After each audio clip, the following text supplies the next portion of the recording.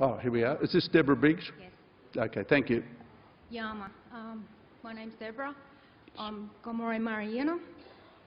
I'd like to ask you all, what value do you put on my tribe? Sorry, can you speak up? Make sure I can hear this. What value do you all put on my tribe? We've stood on Pilliga land since time began. We made that our warriors' training ground. Santos has come in and invaded our lands without our authority, and I want to know what value you all put on my tribe. Our future is in jeopardy, and I'm here to tell you that we're going to fight you tooth and nail to the end for Pilliga Forest. That I promise. Anyway, it was a statement more than a question. Thank you all for your time. Thank you, Deborah. I'd just like to reassure you that Santos has a good track record of dealing in a very, very responsible, safe, environmentally responsible manner. We deal with the traditional landowners. We negotiate agreements with them, and I think we've got a great track record in this area. But accept your commentary. Thank you. Can I have Bogain Spearham? Yama, Bullabaran, Kapagunagul, Gumbu, Gamilarang. I want to pay respects to the local mob here. Very strong people around this area. Very privileged, to stand on their country. Just a question. Over the last 14 months, there's been significant sacred sites that have been destroyed. And one in particular is an Aboriginal women's birthing site. I'd like to know, your thoughts, on the protection, of something that's very, very sacred, to Gamilarang. Like Deb said, this is the future of Gomeroi that you're destroying. Thank what you. is, what's your thoughts? How are you going to protect Gomeroi, if there's already been 12 sites that have been destroyed? A woman's birthing site. Sorry. Okay. I think what you've. I did struggle to pick that up, and it's. But let me just make sure I'm on the right page here. You're suggesting that we've done some damage to sacred sites? Yes. Well, look, I genuinely am not aware of that. I would be very surprised, because I know we go to a lot of trouble to ensure that that sort of thing doesn't happen. And as I said, we've got a, my knowledge of the company is that we are very responsible. We've got a track record of dealing with the local landowners and with sacred sites. We deal with those in the proper fashion, in agreement with the landowners and the Indigenous community. I hope that's the case. That is my understanding.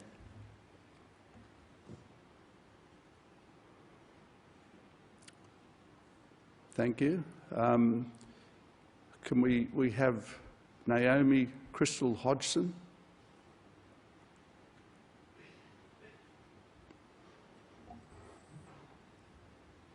Thank you. I'm from the Wilderness Society in Newcastle, New South Wales. I've travelled here today to make sure that you, as the board, understand the determined resolution of the New South Wales Environment Movement to halt the Narrabri Gas Project in the Pilliga. You will have seen in the last 12 months there has been 2 victories of the Environment Movement against different coal seam gas proposals. We know that we can do it, and we will do it again in northwest New South Wales. Collectively, we will use whatever peaceful means we have available to us to halt this project. Right now, Santos is in the court, the New South Wales Land and Environment Court, defending the approval of the Leewood Wastewater Treatment Facility, which is part of the Narrabri Gas Project. The case has good prospects of success, and if successful, Santos would have to halt construction and operation at that facility and reapply with a full environmental impact statement and an associated 30 days of public consultation. Also this year, there has been over 300 incidents of public protest and interruption at construction at the Leewood facility. The timeline for construction has blown out by over twice the intended period of time. Sorry, Naomi, do you have a question? Yes. I would like to know, how does Santos justify the continued pursuit of this project against the will of the Northwest New South Wales community that have conclusively shown they are opposed to this project? Thank you, Naomi. Look, all I can say is that it's a strange thing to say, but we're not going to be bullied out of the Pilliga, out of the Narrabri area. We're not going to be bullied out of the thing. This is a very important resource for the state. It is a valuable resource. It's an importance for the state of New South Wales as much as anything else. And we are going to continue with the technical evaluation of that project. We will take as long as we require with the environmental impact studies that we're doing to ensure that when we do develop it, that any development meets the highest environmental and community standards. That's our objective. I think you've got to think about this another way, that Santos has a very, very good track record in this area, a very good environmental track record, and we will continue to maintain the standards we've set to date. Thank you. The Narrabri Gas Project has over 20 reported spills and leaks of toxic coal seam gas water in the Pilliga. You can drive through that forest and see the dead zones because of that toxic spills. How is that a good track record? As I said, we've got a very good track record in this area. Any of the spills that are, we report everything that happens. We report the smallest spill that occurs. We report under the current legislation. The actual legislation we work under from the government is very strong, and it's a very strong and well-regulated industry. So I can just assure you that that we will continue to maintain that standard. Even at your world-class facility at Leewood, there has already been 2 spills, 2 leaks during the commissioning, and more recently, you had to remove all of the water from one of the ponds in an emergency situation. How is that world-class? How can we trust these facilities? As I said, I can only say it again. Any spills that occurred have been very, very minor. We report everything, and we run to the very highest environmental standards. I'm proud of the standards we operate at, proud of the work we're doing in that area, and we will continue to look at enhancing shareholder value. Thank you. I just want to ask one more question. I don't think we can keep this discussion going. We debated this issue for more than 2 hours at the 2014 meeting. The matter was put to shareholders. More than 99% of shareholders voted against the direction you're heading. I think I don't think it's fair to all other shareholders that we continue to debate. I've given you my answer. There's nothing more I can say about it. Thank you very much.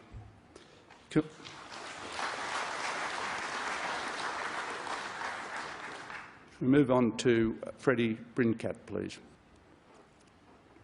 Next question is from David Quince.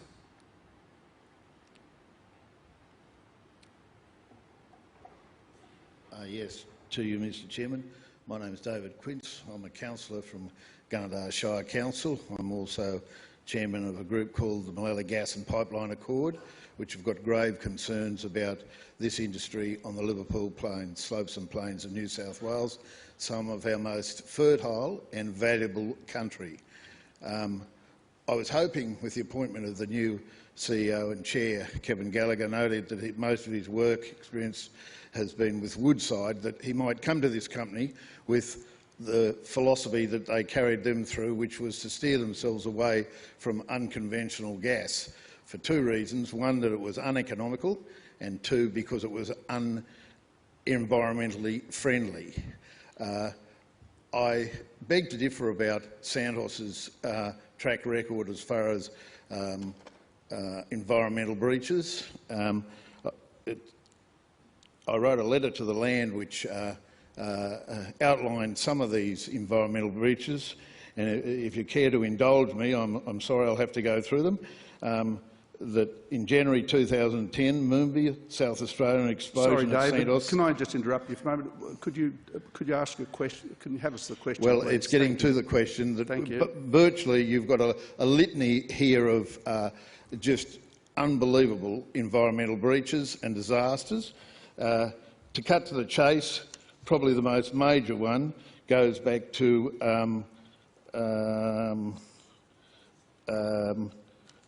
Segera mud flows in Java, 28th of May 2006, credited to a blowout in a natural gas well drilled by P.T. Lapinda Brantos, which Santos had significant holdings in this company and venture, 18% actually, and actually Santos gave technical advice as well as overseeing the actual drilling. Little wonder that landholders in the northwest of New South Wales surrounding the Narrabri Santos AGM project are nervous and cannot come to terms with a project that clearly need not even occur, considering the gas statement of opportunity in 2015 brought out by the Australian Energy Market Operator. Would you like me to answer the question? Yes. Well, can you please get to the question? With a lot of other people wish to talk. We've got a long meeting coming up. It's unfair to everyone for you to continue to monopolise the microphone. So please, can you get to the question? I feel that this project is putting gravely at risk some of our finest agricultural country, and I think that I've visited the Santos gas fields up in Queensland, and I can assure you, with over 40 years of experience in agriculture, the two cannot coexist. What you are doing is going to put this company at grave risk from a class action of the people, the farming community of New South Wales. Thank you, David. Well, you know, a couple of things. First of all, we're not operating on the Liverpool Plains. We are currently doing some work in the Pilliga Forest, which is not part of the Liverpool Plains. But secondly, the second thing I can say is you referred to something that happened in Indonesia a long time ago. We were not operators in that project, you know, I don't think that it has got anything to do with the track record of excellence that I mentioned in terms of Santos. I can only say what I said to the previous speaker on this subject, and that is I'm proud of our environmental record, I'm proud of the way we operate, and you know, we will not move into a project in the Pilliga where we're talking about until we are absolutely concerned that we can minimise the activities in the environment, any of our activities, minimise our footprint, and manage the environmental issues associated with it. You state you're only interested in the Narrabri. No, I didn't say that. I told you where we're currently looking. Unfortunately, there's a joint company called Carbon Minerals. They hold the Pels 1 and 12. You are a joint operator with them. Under their strategy and prospects, which was page 2, last paragraph of the annual report last year's, the group proposes to continue its CSG exploration program through its joint arrangements with Santos. The group's planned exploration activities are currently awaiting resolution of some of the community concerns. Thank you, David. Look, I think we're going to have to move on, please. Yes. I'll move on to the next speaker. We cannot monopolise the speaking time and deny other speakers the opportunity to say something. So can we have the next... Ray, thank you, ladies and gentlemen. Thank you very much. Thanks for the support. Can we now move on to Mr Lloyd Davies, please? And Hopgo are set out in the notice of motion. I'm sorry, would you sit down, please?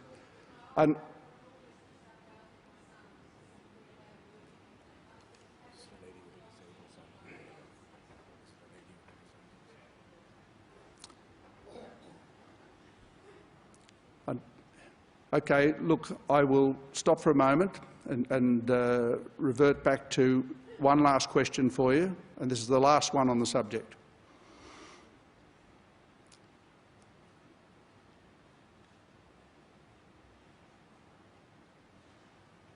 But please, Chairman, excuse me, just before you start, yes. I'm after a question. I think you've got to.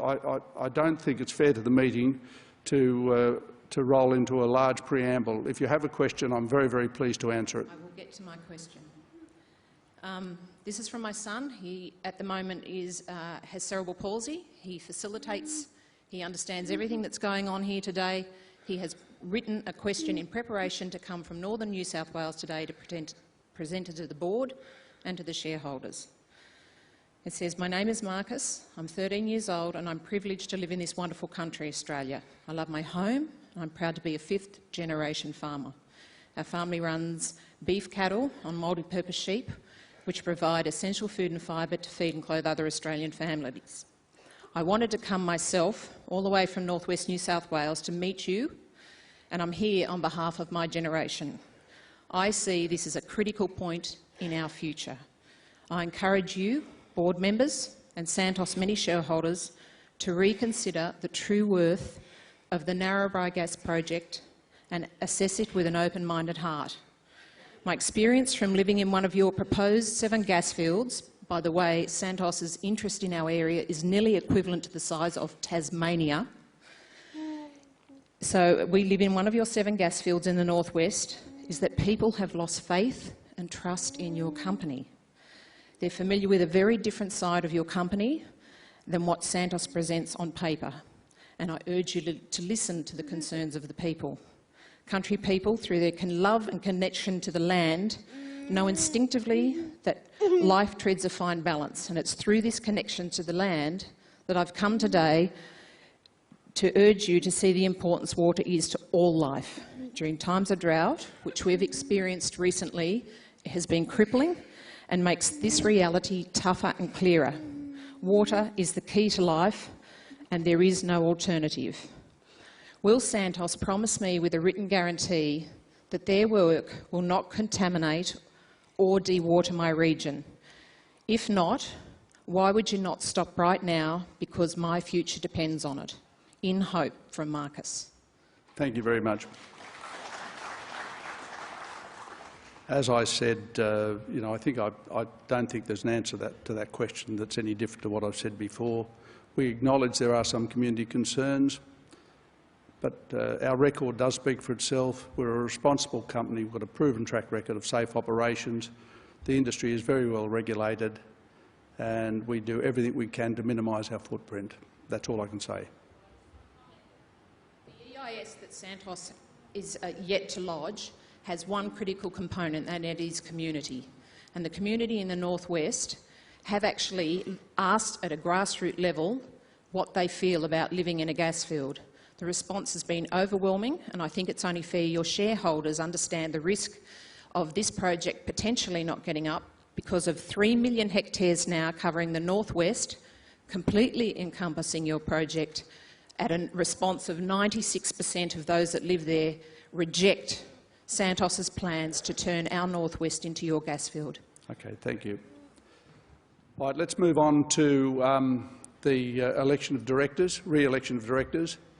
Details of the qualification experience of Greg Martin and Hodgson are set out in the notice of meeting. A separate motion will be proposed for each candidate. Greg Martin is retiring by rotation in accordance with the Constitution and, being eligible, offers himself for election.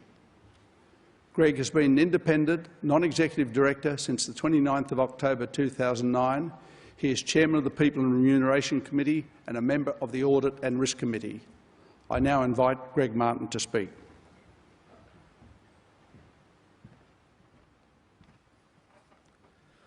Thank you, Chairman, and good morning, ladies and gentlemen. I'm pleased